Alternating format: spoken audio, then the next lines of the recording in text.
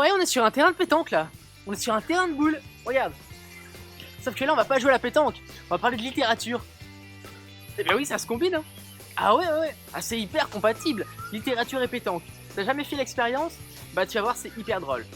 Je t'emmène parler d'André Gide. Je t'emmène parler des nourritures terrestres. Un livre incroyable et super utile qui m'a permis d'apprécier mieux la vie, de m'émanciper, de vivre l'instant présent avec plus d'intensité, d'apprécier les choses, d'apprécier l'instant, d'être attentif à mon corps, à mes désirs, etc. Enfin bref, je parle beaucoup. Là, on va parler d'André Gide tout de suite sur ce terrain de pétanque. On va le faire tous les deux. Hein. Si t'as jamais fait l'expérience, tu verras, c'est chouette, c'est génial. Alors c'est parti. La mélancolie. Tu vois ce que c'est la mélancolie? La mélancolie n'est que de la ferveur retombée. Tout être est capable de nudité. Toute émotion de plénitude. Mes émotions se sont ouvertes comme une religion. Peux-tu comprendre cela? Toute sensation est d'une présence infinie. Nathanaël, je t'enseignerai la ferveur.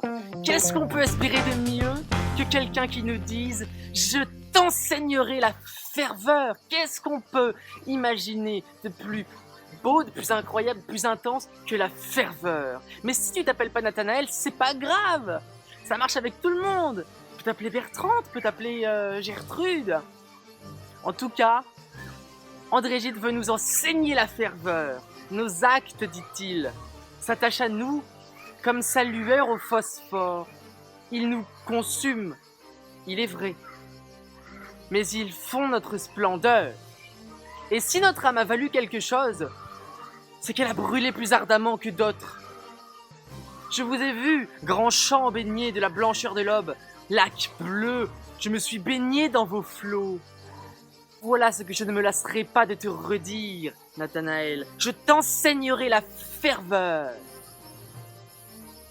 Si j'avais su des choses plus belles, c'est celle-là que je t'aurais dite. Celle-là, certes, et non pas d'autres. Que ta vision soit à chaque instant nouvelle. Le sage est celui qui s'étonne de tout. Toute ta fatigue de tête vient, ô Nathanaël, de la diversité de tes biens. Tu ne sais même pas lequel entre tous tu préfères.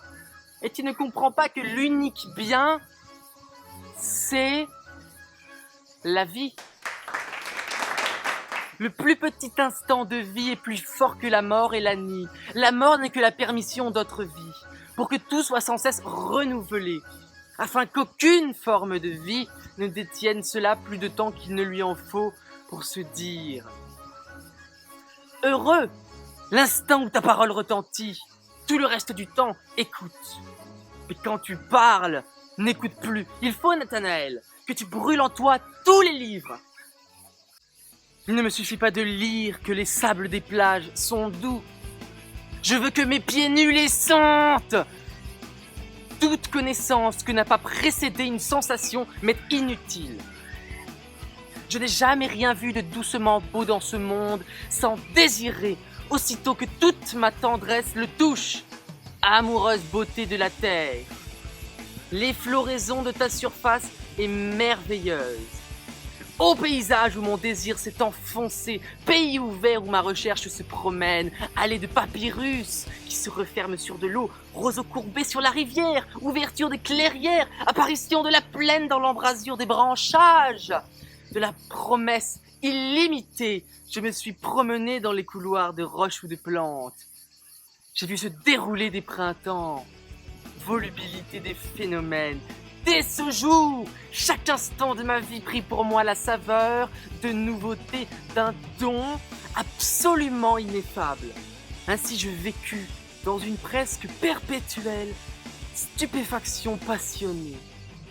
J'arrivais très vite à l'ivresse et me plaisais à marcher dans une sorte d'étourdissement. Mordre à la pulpe de tous les fruits que vers moi penchèrent des branches. À chaque auberge me saluait une faim. Devant chaque source m'attendait une soif. Devant chacune particulière, j'aurais voulu d'autres mots pour marquer mes autres désirs. Nourriture! Je m'attends à vous! Nourriture! Ma faim ne se posera pas à mi-route. Elle ne se taira que satisfaite. Des morales n'en sauraient venir à bout, et des privations, je n'en ai jamais pu nourrir que mon âme. Satisfaction, je vous cherche.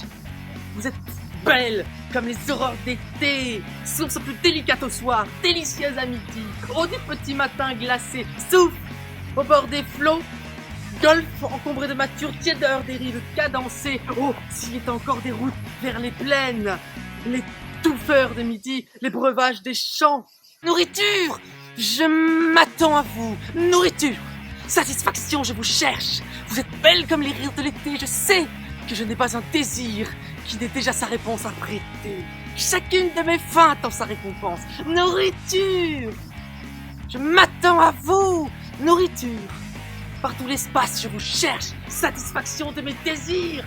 À 18 ans, quand j'eus fini mes premières études, l'esprit las de travail, le cœur inoccupé, languissant de l'être, le corps exaspéré par la contrainte, je partis sur les routes, sans but, usant ma fièvre vagabonde. Je connus tout ce que vous savez, le printemps, l'odeur de la terre, la floraison des herbes dans les champs, les brumes du matin sur la rivière et la vapeur du soir sur les prairies. Je traversai des villes et ne voulus m'arrêter nulle part. Heureux, pensais-je, qui ne s'attache à rien sur la terre et promène une éternelle ferveur à travers les constantes mobilités. Je haïssais les foyers, les familles, tout lieu où l'homme pense trouver un repos, et les affections continues, et les fidélités amoureuses, et les attachements aux idées, tout ce qui compromet la justice. Je disais que chaque nouveauté doit nous trouver toujours tout entier disponible. Nathanaël, à présent, jette mon livre, jette mon livre. Émancipe-t'en, quitte-moi, quitte-moi. Maintenant tu m'importunes, tu me retiens. L'amour que je me suis surfait pour toi m'occupe trop. Je suis là de feindre d'éduquer quelqu'un. Quand ai-je dit que je te voulais pareil à moi? C'est parce que tu diffères de moi que je t'aime. Je n'aime en toi que ce qui diffère de moi. Éduquer. Qui donc éduquerai-je que moi-même, Nathanaël? Te le dirai-je? Je me suis interminablement éduqué. Je continue. Je ne m'estime jamais que dans ce que je pourrais faire. Nathanaël, jette mon livre. Ne t'y satisfais point.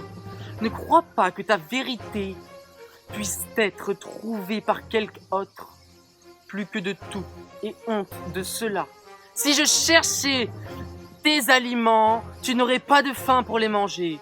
Si je te préparais ton lit, tu n'aurais pas sommeil pour y dormir.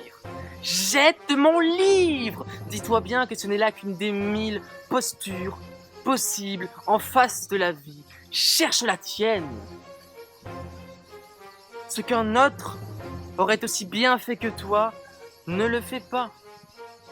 Ce qu'un autre aurait aussi bien dit que toi, ne le dis pas. Aussi bien écrit que toi, ne l'écris pas. Ne t'attache en toi qu'à ce que tu sens, qui n'est nulle part ailleurs qu'en toi-même. Et crée de toi, impatiemment ou patiemment, le plus irremplaçable de tous les êtres. On est d'accord qu'il a dit qu'on pouvait jeter son livre. C'est lui qui l'a dit. Il nous conseille, il nous suggère de jeter son livre, alors on va le jeter. Mais pas n'importe comment. Je vous rappelle qu'on est sur un terrain de pétanque. Alors là, ce qu'on va faire, c'est qu'on va faire un lancer. Je sais pas si je vais pointer, si je vais tirer, mais je vais le jeter. Avec l'art et la manière. Vous êtes prêts?